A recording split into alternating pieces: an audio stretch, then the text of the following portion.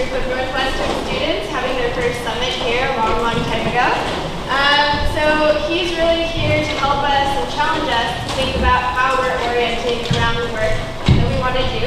So I want him to have as much time as possible to speak with us. So put your hands together and welcome Dr.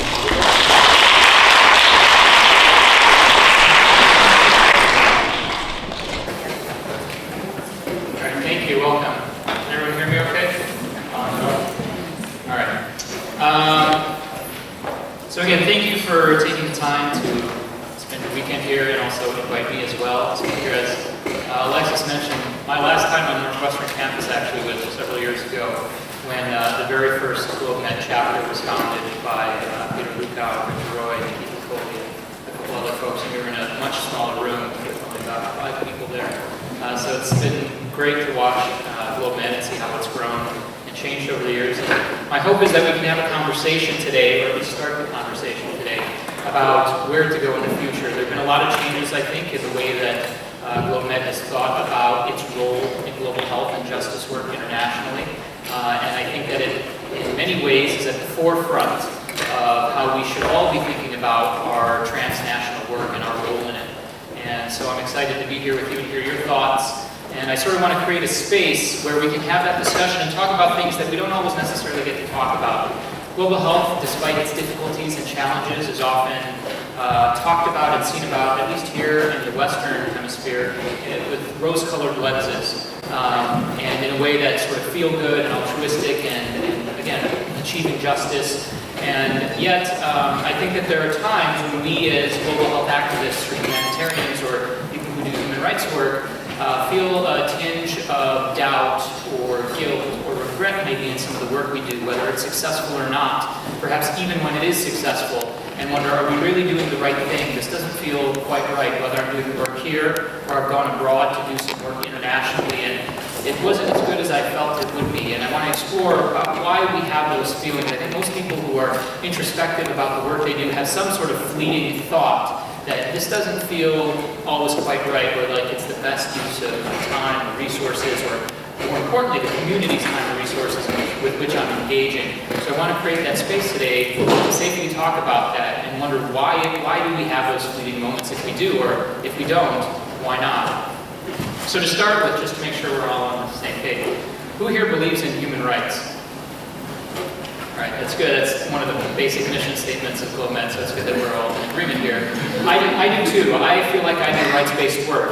Yet today what I'm going to talk about is a lot of criticism about human rights. But first we need to understand what we're talking about. So for those of you who raised your hand, what do you mean by human rights? What are human rights? And I don't mean examples of like the right to health, for example, which is a foundation of what GloMed does.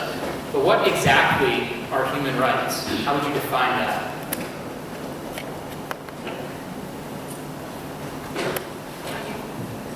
Sure. Yes, things or abilities that people should have access to for no other reason than because they're human. Okay. Kind of regardless of their status in life or where they were born. Okay.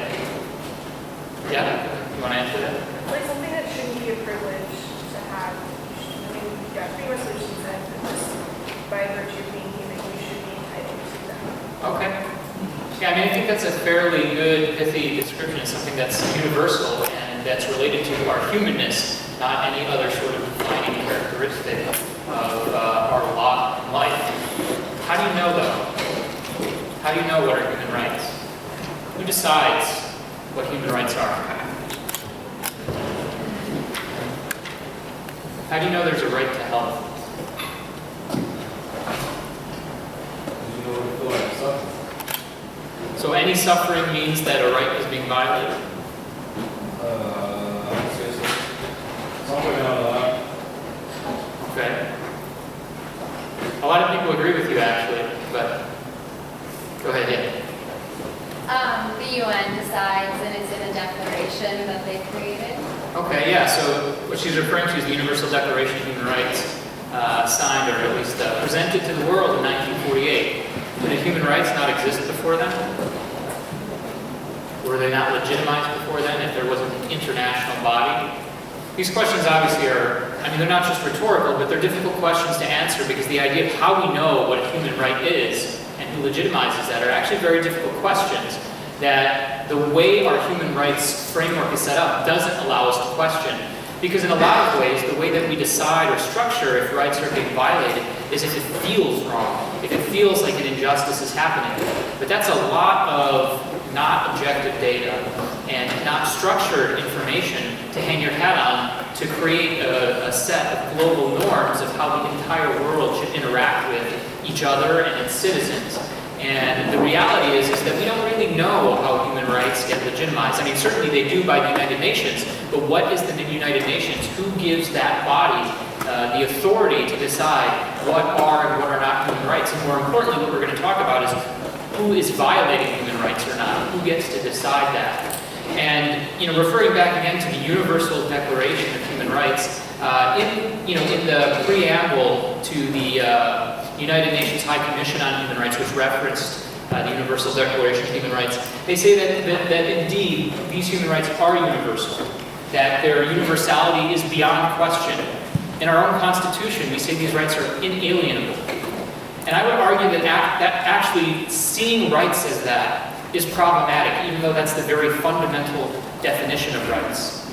Because what it does is it allows us to skirt over the problems and the criticisms about a human rights framework, which, whether we like it or not, it may have existed in another terminology like natural rights before that, but whether we like it or not, modern-day human rights framework really stemmed from 1948 and beyond. And certainly there's a history that we're going to go through, or a narrative that many of us learn, at least in the West, about what human rights are and where they came from. But the reality is that these are fairly modern understandings of how people should be protected and how justice is envisioned. And when we don't historically situate that narrative and that framework, we lose the ability to understand where it came from and why. And when we don't talk about it because we say this is inalienable, this is beyond question, this is not about a discussion if human rights exist or not, we are doing ourselves and the people that we want to work with a disservice, I would argue. And I hope to convince you of that in the next hour, at least generate some discussion. But to do that, what it requires us to do is dig deep. As I said, the foundation of my work as a human rights activist and the foundation of GlobeMed's existence is the belief that health is a human right. And what I'm going to be standing up here today and saying is, why don't we think about health not as a human right? And in fact, why don't we think about the world where human rights don't exist? And there's just a belief system, not these inalienable rights. It's just an opinion, not fact. And that's difficult to do and that's difficult to face. Like I said, I believe that you guys, as GlobeMed, as an organization that has been on the forefront for at least the last 5 years, if not longer, of how to think about how we do transnational work. I think this is the place to have that conversation and have that discussion, looking forward and seeing what possibilities we have and how we can grow together as a community, as a world community in doing our justice work. So when we talk about human rights or the human rights narrative, I think many of us, if we've taken a course on it or read a book on it, learn the Western narrative. The idea of natural rights coming out of the Enlightenment as a response to the religious fervor that preceded it in the 50, 100 years before that. And so it very much grasped onto the idea of science, of objectivity, to stand in contradistinction to this religious fervor, as I said, that preceded it. And so our Western idea of human rights very much came from this idea of objectivity, of the impartial specter, as Adam Smith talked about it, to be able to, regardless of location, regardless of geography, regardless of where you were born and lot in life, as long as you were human, an objective view could look at your situation or some act upon you and decide whether or not your rights have been violated. And that idea in application became the idea of neutrality. The International Committee on the Red Cross was one of the first human rights organizations in the mid-1800s, about 100 years after people had started theorizing about the idea of natural rights, which have then become now called human rights. And this idea of neutrality was paramount to the International Committee on the Red Cross. So much so, in fact, that during World War II, they didn't speak out on the Holocaust because they felt it was not their role, that the true objective observer and the protector of human rights does not and should not be saying anything or any sort of opinion and commentary, particularly in war, if human rights are being violated. And so what you had as a post-World War II response to that was a feeling, a thought, that the way we're doing human rights is wrong if at the moment that we need it most, during the Holocaust, during World War II, where there was mass genocide, and one of the first modern genocides, if we can't use human rights then in that framework, maybe we're doing it wrong. Maybe we need to modify it. And so you have organizations like Amnesty International and Human Rights Watch founded in opposition to, in a sense, the International Committee on the Red Cross and their importance of neutrality, saying that no, what we need to be upholding is justice, not objectivity.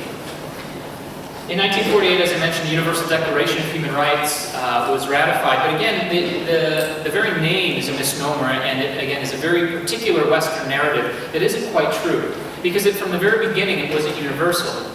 The two big powers, the two big players in the United Nations at that time, after World War II, were the United States and Russia. And Russia didn't sign, agree with, or believe in the Universal Declaration of Human Rights the way it was written. That doesn't mean they didn't believe in human rights. In fact, they strongly believed in human rights, and economic and social human rights, which the United States did not at the time, and still does not believe hold paramount importance over civil and political rights, like the right to vote, versus the right to health or the right to education, social rights that the USSR upheld through government funding and through their own foreign policy and domestic policy. And so from the very beginning, this idea that we have a universal set of human rights is false. And it pitted the United States and civil and political rights against the USSR and its allies, who supported economic and social rights. And in addition, the Universal Declaration of Human Rights was not legally binding. It was an opinion paper, a white paper that people signed on to. There was no way that it was enforceable or created a set of rules or legislation with which to say, this person's rights are being violated and we need to step in and do something about it. Over the next 20 to 30 years, the United Nations introduced and progressively ratified various human rights instruments or treaties. And by the end of the 1980s, there were a total of about 9 central human rights core treaties. And if we just listen to the Western narrative, our story would sort of end there, or pause there, and say that's the story of human rights and the birth of human rights. But the reality is there's an entire Eastern narrative that we've ignored that's actually thousands of years older that talks about the idea of human rights. They may not say human rights the way that the Enlightenment called it natural rights, not human rights. But for example, in India, thousands of years ago, they discussed and codified this idea of human rights. And I think that what I'm hoping we can do today is look back at that, look back at those thousands of years of justice work and how they thought about rights and rights-based work, and see how we can use that today rather than thinking that we have to reinvent the wheel. While this is a very smart group, there are people that are much smarter than us who've been thinking about this for hundreds of years, just in a place where we haven't been listening, and in an area, in a narrative that we haven't been reading. To be more specific, the Western idea of human rights being of institutions and justice and being able to say these are specific rights and we are going to create these institutions to protect these rights until we achieve a perfectly just world, the Eastern narrative agrees that that is one part of human rights work, what's called niti, N-I-T-I. And it talks about rules and institutions and codifying human rights. But what the Eastern narrative realized, and it's not just India, but India is one of the core examples, what the Eastern narrative realized is that while we may have these abstract concepts that are the ideal, the real world is much messier and much more complex.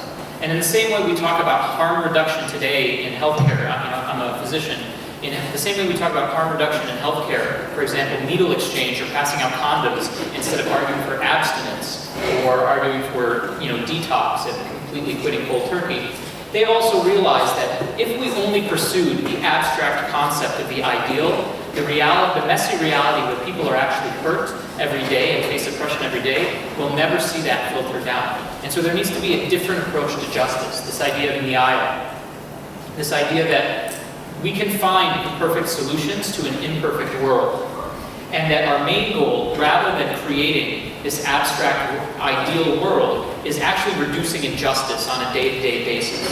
And again, I encourage you to think about and explore and study this Eastern narrative, which we don't really learn about when we think about modern-day human rights, and see how that can help us, how we can use that to do our own transnational work. So after the fall of the USSR, civil and political rights and social and economic rights were reconnected in the 1990s, and we really entered this burgeoning era of human rights.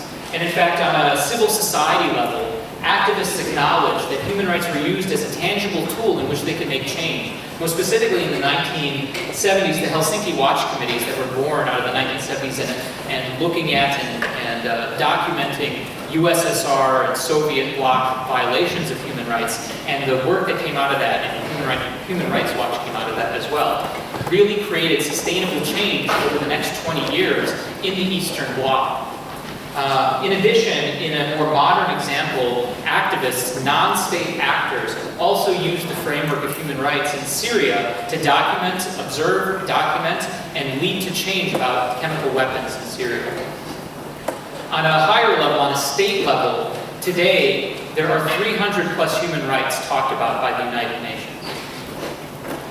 On an international level, we've actually entered after the 1990s what we call a post-Westphalian world, which has changed the entire face of international relations. For the past 500 years, the way that the world has dealt with international relations is with the Accord of Westphalia, which, in an effort to decrease the amount of warring between states, said that sovereignty is paramount, that you cannot violate another nation's sovereignty. And that worked for 500 years. But after the fall of the USSR, the reconnection of human rights and this thinking and theorizing and the ability to talk about human rights as a full set, not about communism versus capitalism as an example. It allowed this to grow and this idea to say that we're in a post-Westphalian world and that maybe sovereignty isn't paramount, that the individual and citizens' rights are paramount, that justice is paramount, and that if the state cannot protect its citizens, or rather, in fact, if the state is violating the rights of its citizens, another state not just can act, but has a responsibility to act. And the way that theory has been developed in the mid to late 2000s is this idea of the responsibility to protect. And it's been used in places like Bosnia, Yugoslavia, Rwanda, Haiti. The responsibility to protect specifically, that codified as such, has been used in Libya and Central African Republic. But it's only been used 4 times in the last 10 years. It's this relatively new idea that we have yet to see what the long-term outcomes are going to be, and if this is actually a good way to go about interacting with the world. Again, the Westphalian approach to international relations had 500 years of data to see whether or not it helped reduce war, suffering, and injustice. We have 5 years of data. So let's look at the data, actually, because people, again, look through this rose-colored lens and say, we're in the era of human rights. We have more rights than ever. People talk about human rights more around the world.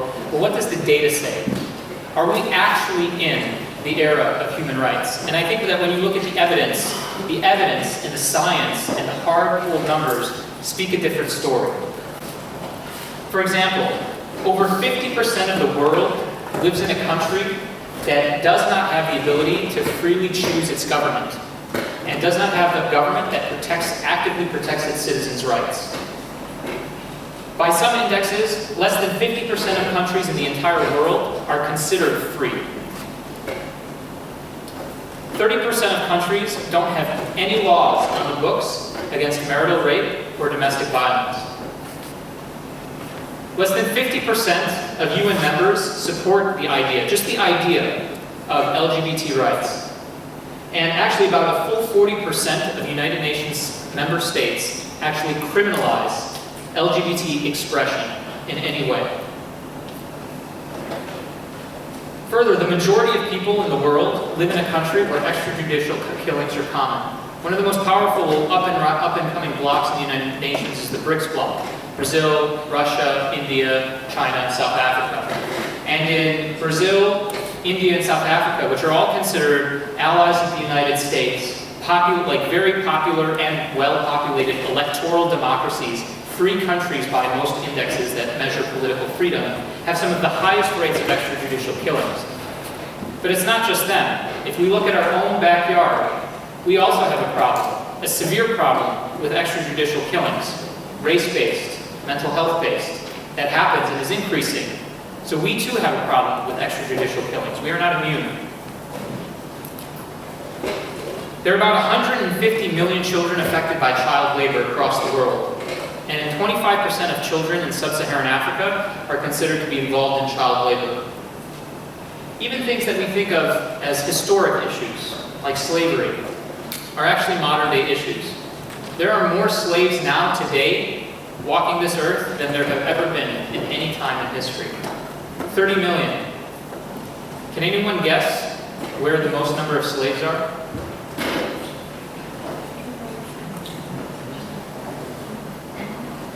I'm hearing some mumbling. It's our favorite populated electoral democracy, India. India has over 50% of the world's slaves. India, by the way, has signed more anti-slavery United Nations conventions than the United States, and signed on earlier than the United States. Leading us to ask, what are the purpose and what is the effect of these conventions? And we'll look at that in a little bit. Now for our national pastime, torture. The United States signed a convention against torture in 1988, and just about 10 years later took to the international airwaves to defend its use of torture in the fight against terrorism. In 2014, CIA reports, or leaked reports, demonstrated the United States continues to torture to this day. We're not alone. Over 75% of United Nations member states are involved in torture. And what this demonstrated, this was sort of the death knell, I believe, for the era of human rights. The person or the country that was supposed to be the leading superpower, the bastion of human rights, the protector of human rights, the United States, was taking to the international scene and saying they're allowed to decide exceptions. And what the rest of the world saw was that while the rhetoric of human rights may be universal, the reality is that it is not, that there are exceptions, and that the person in charge gets to decide exceptions, but not the people not in charge. It's not just states that are involved in the violation of human rights. The United Nations is involved in sex trafficking for the last several decades, Bosnia in 1999, and Haiti in 2007. These are not isolated cases with isolated people. Each time, hundreds of United Nations members or representatives or soldiers were implicated in sometimes international child and women's sex trafficking rings. Both times this came to light with hard evidence, the United Nations had total impunity. They were not punished. To this day, still have not been punished. So I would argue that we're not actually in the era of human rights, that when we look at the data, the people that we're congratulating and slapping on the back saying, good job for your rights-based work, we're here to amplify your voice, we're not actually doing that job. We're not actually helping or enforcing human rights. But that really is the question, right? Maybe it started worse, and we're on the track to improvement, and we're on the path to improvement, and yes, things are less than 50% now, but we are on a trajectory to improve human rights. And really what we care about is not the hard data now, just a snapshot of time, but whether human rights are enforceable. But the United Nations can't enforce these 300 plus rights that they're talking about in their treaties. Really, the only international arena that can enforce human rights is the International Criminal Court, which has been plagued with problems. The International Criminal Court is ignored by the United States, China, and Russia, which make up the majority of the United Nations Security Council. To date, the International Criminal Court, which is situated in Europe, has only ever indicted Africans. It's a little problematic when we know and we have documented evidence of violation of human rights in every other continent, except maybe Antarctica. Just about every other continent on the planet, that the International Criminal Court in over 10 years of existence has only indicted Africans. In addition, it's been used as a political tool. For example, Palestine tried to join or submit a case to the International Criminal Court last year and was threatened as late as March 2015 by John Kerry and others with sanctions and reduction of humanitarian aid if they went ahead and tried to have their voices heard in the International Criminal Court. Well, so let's back up. There's a lot of diversity in the world, a lot of different values. So maybe the International Criminal Court is a little too aspirational too early. So why don't we narrow our scope? Let's look at the European Court for Human Rights. It's a smaller area, tends to be a little bit more homogenous. The problem is the European Court for Human Rights is extremely backlogged, and they have lower remuneration and compliance rates. Right now there are 70,000 pending cases to be heard by the European Court for Human Rights. If you're lucky enough to get your case heard, most don't win. But for those that do win, the average reward is less than 10,000 euros. Now again, remember, these are violations of human rights. Having family members disappear, torture, violations like that. Less than 10,000 euros is what you get to walk away with if your case is heard by the European Court of Human Rights. Except for the fact, I forgot to mention, that the states that are part of the European Court for Human Rights have a less than 50% compliance rate of actually distributing that money. So from a state's perspective, what is the incentive to not sign up for the European Court for Human Rights? You look good at signing up for it, and you know you probably will never have to hand out a single dime. And if you do, your budget is operating on the order of trillions, and you have to give out 10,000 here and there every once in a while to placate somebody, but nothing is actually doing anything to enforce you protecting human rights of your citizens. Well, again, these are still very big. The European Court for Human Rights has a catchment area of 800 million people. That's still pretty big. So let's narrow it down even more and look at examples of country-specific situations in which we've tried to protect human rights and create justice through legislation. So there are two examples of that: Yugoslavia and Rwanda. Both have been extremely costly and inefficient. Both have lasted for over 10 years. Yugoslavia has spent the court has spent $1.5 trillion for 98 concluded cases. In Rwanda, $1.9 trillion has been spent for 75 concluded cases over the last 10 years, over 10 years. Now, I'm not saying that it's not worth the money to fight for that justice, but what I am saying is that if you're going to put that money into a court system like that, it's going to become a zero-sum game at that amount. And in addition, it means that human rights become monetized, because who can afford the $2 trillion required to indict and charge 75 people? The further problem is if we find this perfect court, let's say, fine, none of these courts work, but we can find this perfect court. We can improve upon the International Criminal Court. If we do, we still have the problem of what we call rule naivete. And what it means is that with these 300 plus human rights, invariably there are going to be conflicts. The problem, there's a complete lack of clearly defined rules about how to address those conflicts or how to reconcile those conflicts. And so what you have is no guidelines on how to resolve these conflicts. So you need interpretation. But who interprets the treaties? As an example, the Convention Against Torture, Europe has decided to interpret the Convention Against Torture as saying that the death penalty is part of what should not be allowed to occur under the Convention Against Torture. But the United States, who has more money and power in the United Nations, doesn't believe that. And here we are, signatory to the Convention Against Torture, torturing, and also still with the death penalty in our country. So who decides whether or not we're violating the Convention? Well, we're the ones in power, we do. And we get to decide when there are exceptions. But what about other countries? Who decides whether other countries are not? What gives us the power, authority, or certification to go into another culture, another community, and say, what's happening here is right or wrong? And it doesn't need to just be about torture. What's happening here with how money is distributed between families, men and women? What's happening here, whether the girls of the family are educated or not? What's happening here, how rice gets distributed in a specific community? What happens to the subsistence farming that is created and produced by these farmers? When we look at that, what gives us the right to determine whether or not there's good governance or not, whether or not human rights are being violated or not? But the reality is, well, okay, fine, maybe I can't give you proof that it's enforceable, but does it work? That's really what we care about, right? If the human rights are working, and our human rights framework is working, and people are being protected, then we're happy, then we are improving the state of justice. But the problem is, as I mentioned, the data suggests that countries are not at all coerced to comply by any of the human rights instruments in existence today. And in fact, data and study after study show that signing a treaty, US has proved, does not correlate with any sort of compliance with that treaty. Part of the reason is that there's no punishment if you sign the treaty and then violate it. Cutting off aid is inconsistent at best, partly because to be able to hurt a country enough to create an incentive to not cut off aid, or to continue with the convention or continue and adhere to the treaty, requires a multilateral approach, which most states are disincentivized from.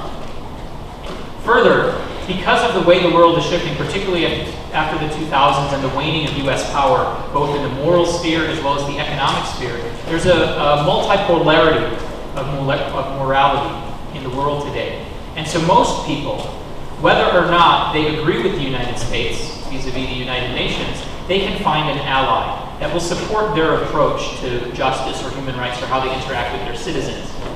Now, NGOs are sort of these extra state actors that operate in the penumbra of this human rights framework that can create pressure. But the problem is the people that we act on or that we interact with are people in power in large part when we're trying to create systemic change. So we're still working on these same actors that have no incentive to listen to other states or listen to us. Further, there's no data to support that outsiders trying to intervene into another community has been any beneficial effect in expediting peace or reducing suffering or preventing war. And it's been looked at. At best, these vague instruments that are sometimes in conflict with each other do not have predictable results. Certainly there are positive data out there. As I mentioned, the Helsinki Accords in the 1970s helped improve the state of justice and human rights in Soviet bloc countries. More recently, the ratification of the Convention to End Discrimination Against Women has, by and large, in almost every country it has been ratified in, improved the state of women in that country. So those are some positive examples. But what about the other examples? Things from the civil and political rights world.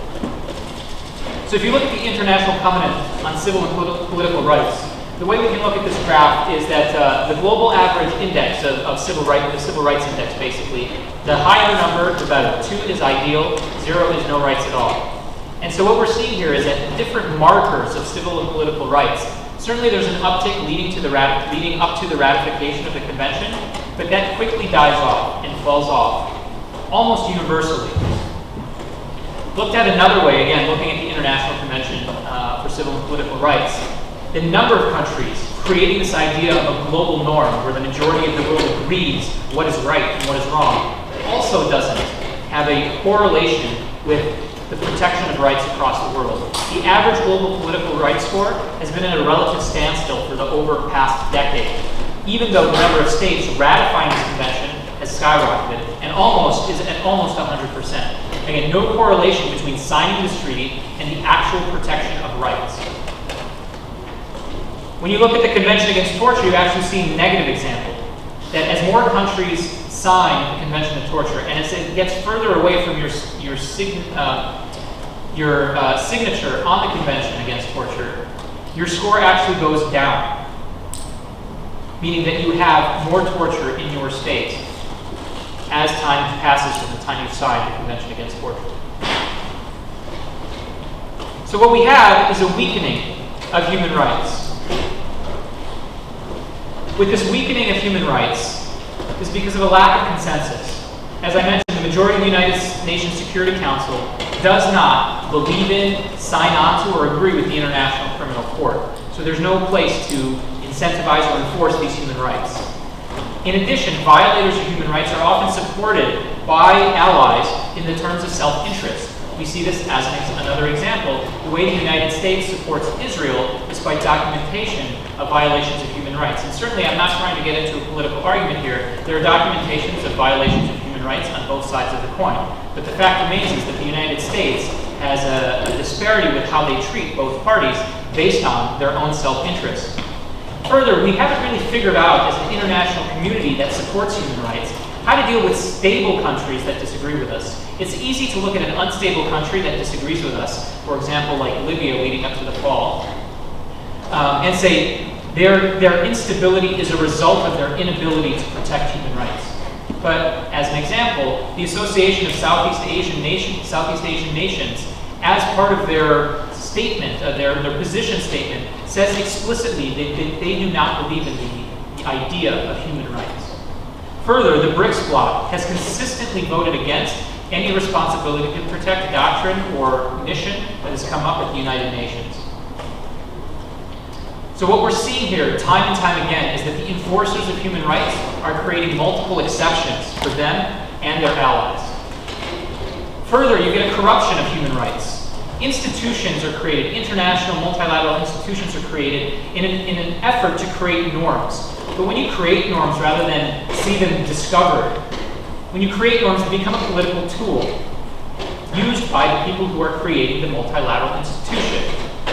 An example of that is when you see places like China, as an example, talk about the right to development or the right to security, and the argument that those rights are equal to any other rights, and their right to economic development, taking language from the United States, by the way, about economic liberalism, trumps the right to free press, trumps the right to determine what you do with your life or what you do with your family.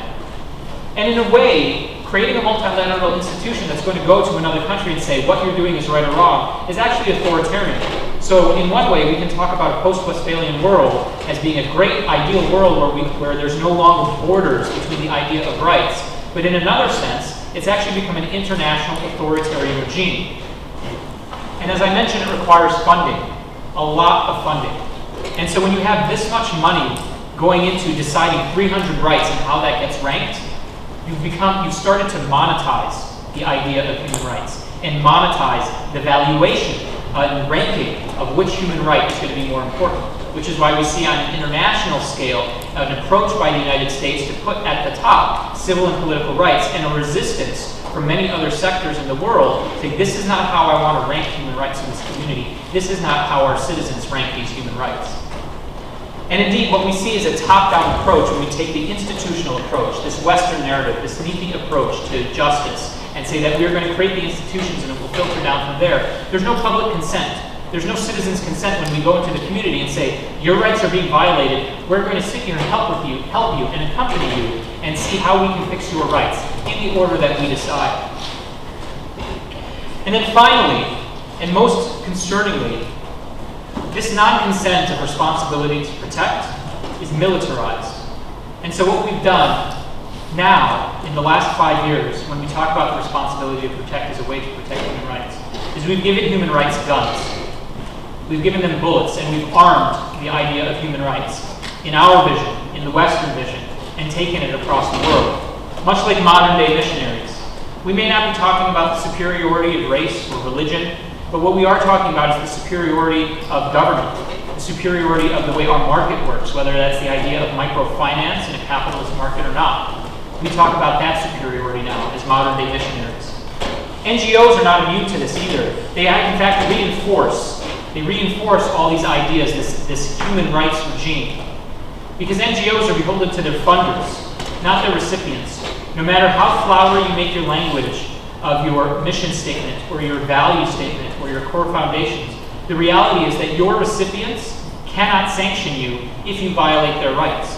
We are beholden to our funders, and I am beholden to our funders and the grant makers that decide what our priorities are. And so what has happened is this idea of human rights that we feel within us about what is right and what is wrong has been sort of taken from us by this international regime, and it's become this Western idea.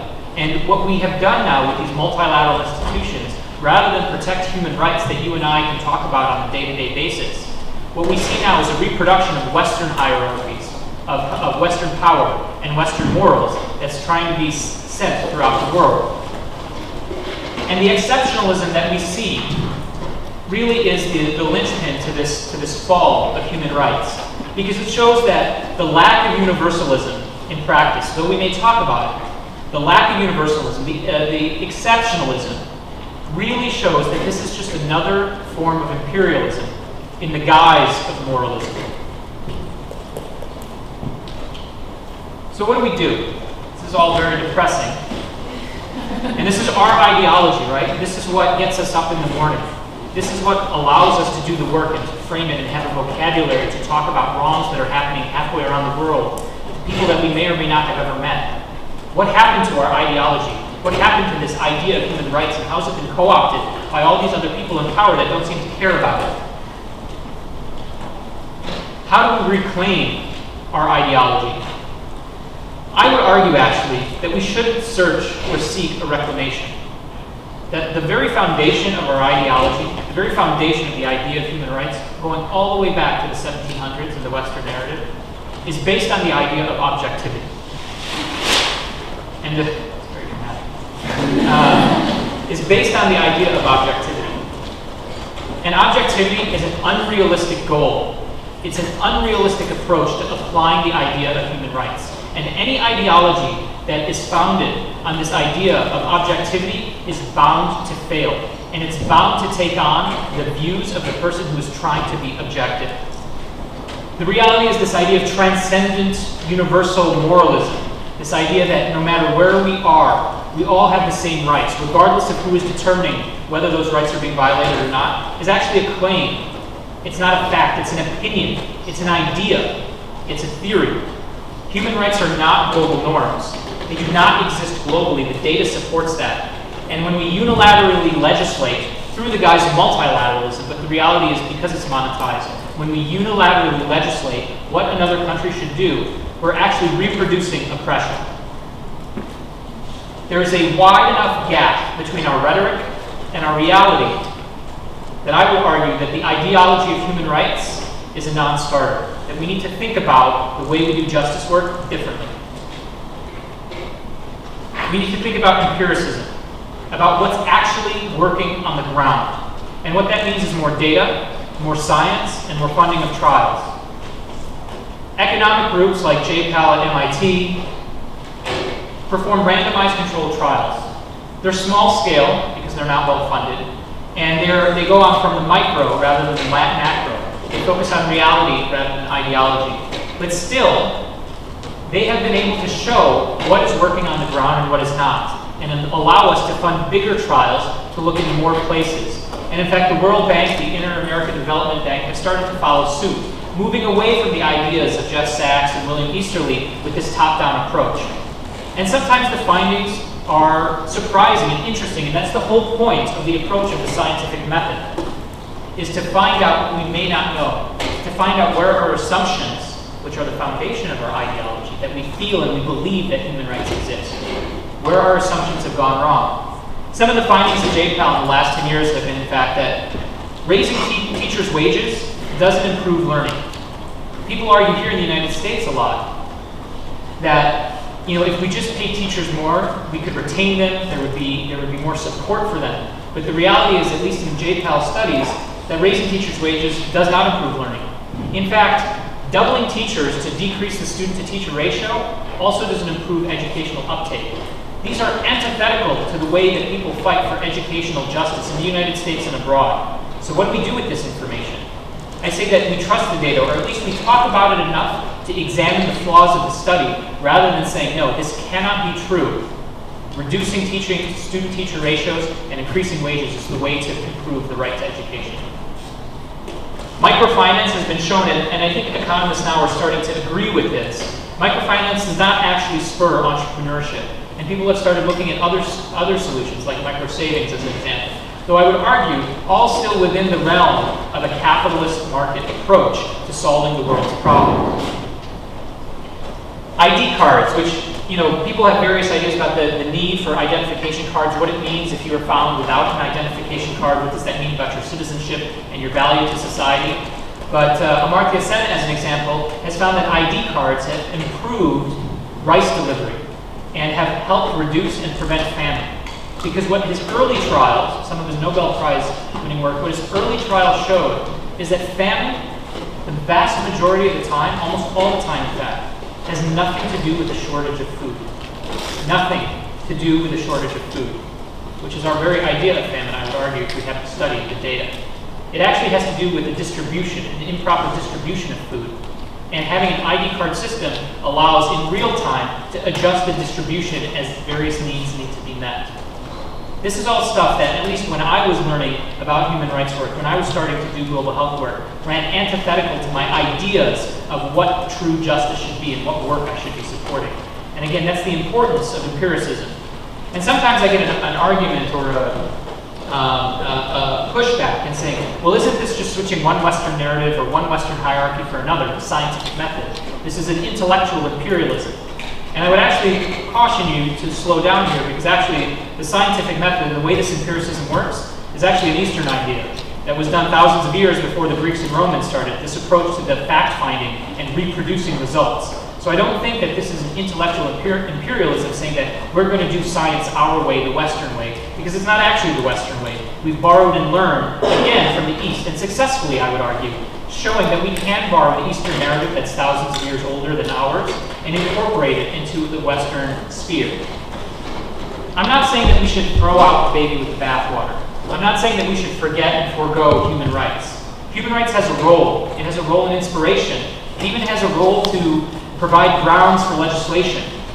But I don't believe that human rights, at least alone, and certainly not as primary, should be the way that we compel people to be part of justice, to protect their citizens, or compel states.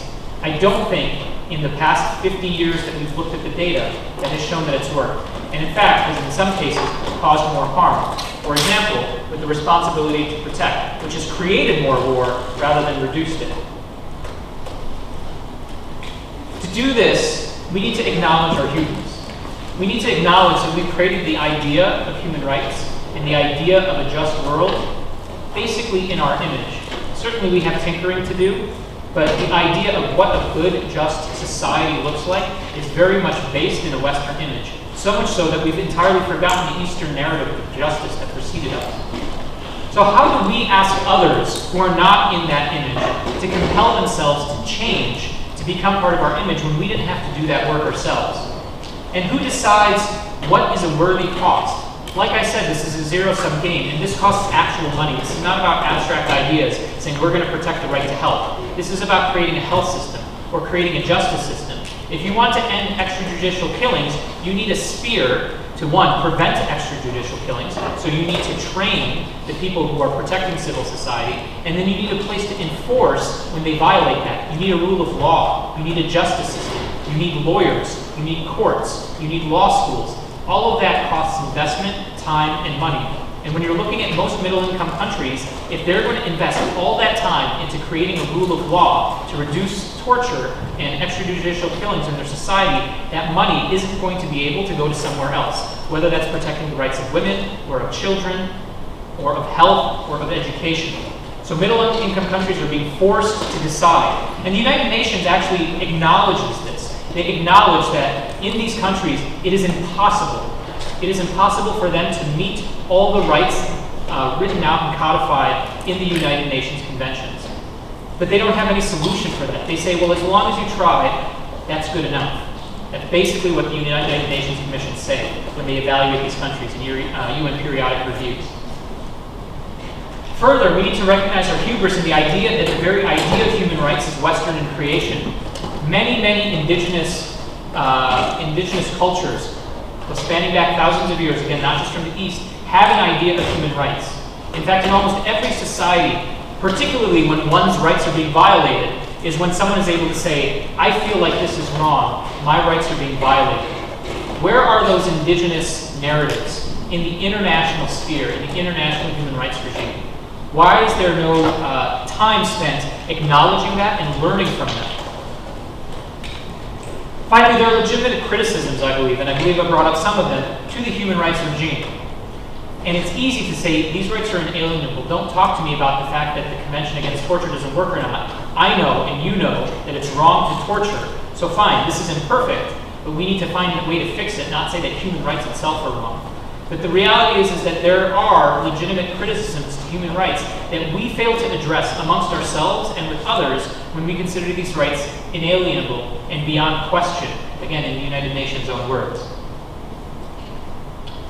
The problem, too, seeking only a justice approach to this, justice meaning court system approach to this, is that legislation, by definition, seeks to be increasingly precise. Through court cases and testing in the Supreme Court, whether a law is vague or not, the goal is to make it as precise as possible. And again, what that creates is this rule naivete, this belief that if I can be precise enough and write down enough rules and parse it down and make it granular enough, I can finally achieve this just society. But we all know about situations where the reality is that it's imperfect. There's an imperfect society and there's an imperfect problem where these rights conflict. And we don't have an easy way to reconcile them. And we're not going to find that through legislation. We can't just find a solution to human rights through laws only. So what we need to replace hubris with is humility. It's a combination of staying authentic and still seeing the possibility of what we can create together with other people. and realize that we may not always be the leaders of this change, but that still by amplifying the right voices and stepping back when we need to, we can be important players. We need to realize that helping other people does not mean compelling them to follow in our footsteps, which is how we currently do our work. It's easy to say on a global health on a global health level, to say that we understand that projects aren't exportable. Something that worked in urban Peru is not going to work in rural Uganda. That's sort of obvious to global health activists nowadays, people who do humanitarian work. But the problem is on a state level, we still haven't figured that out. We still export only one thing from the United States, and that's an electoral liberal democracy combined with a neoliberal capitalist free market. Whether, again, it's a small project involving microfinance, or it's a big project saying we need new elections in this country that's completely unstable so we can install the democratic supporter that we want, as was done in Haiti in 2011. We also need to acknowledge that we make missteps and errors, that we don't have all the answers. And I would actually argue that rather than necessarily being bold, we need to tread more softly, more slowly, and more lightly. Because the repercussions of what we do when we make those missteps and errors have yet to be seen. We don't know how bad or down how many generations or how many levels those problems will create. And some people may argue that something is better than nothing, but I argue strongly against that. That sometimes when we try to intervene, thinking that we're doing good, thinking that we're helping, we actually create more problems. And now we've created a codependent problem that continues in this circular, vicious cycle, this negative feedback loop that can make things worse. So certainly, it's important to be bold, but does that mean that you have to tread quickly or heavily? I would argue not. Further, how do we respond? How do we get the humility to respond to competing claims of legitimacy? How do we decide when one country says, I'm going to rank this right over your right? How do we decide who's legitimate or not? Who has the ability to decide? And I would warn us, when we try to think of an answer to that being inflexible, being concrete, saying these are the way they are because this is what the United Nations has written and this is what the International Criminal Court has decided. In a multipolar world, which is the sort of world we live in nowadays politically, doing that in a multipolar world will actually reduce the number of allies we have and strengthen another view, which we may not agree with. So what is the solution? What can we learn from the Western narrative? I think what we need, rather than our previous approach, this transcendental abstract approach, is an approach called pluralistic justice. As I said, there's this inescapable multipolarity. And what that requires is a contextualized approach to justice. We need to understand the history of what's going on, not only with us and not only with the community, but with our interaction in that community. We need to be able to compare, to rank, to value, and to understand that imperfect obligations will have imperfect solutions at times, and that that's okay, that there can still be a Nyaya approach to justice, a pluralistic approach to justice, where we may say, we haven't achieved both the right to education and the right to health today, but we can measure that we have reduced injustice, and that's still a step towards betterment. Again, in medicine, for those of you in healthcare, this is a harm reduction approach. It's acknowledging the complexity of the situation. We do this all the time. We do this in our day-to-day life, whether or not we're in medicine. We do the harm reduction approach and say, okay, I can't do the ideal thing, I can't do the best thing, but I can figure out a way to rearrange the chips and to rearrange everything so that we can get like the best thing now for most people in the reality that we're all in today. Most people hear this and they hear this idea of ranking and valuation and they say, well, isn't this just relativism? Isn't this just a slippery slope down to moral relativism and cultural relativism? And I would actually argue that this is against cultural relativism. Relativism, I think, wrongly sees other cultures, including our own, but sees other cultures as uniform and static, which is very problematic.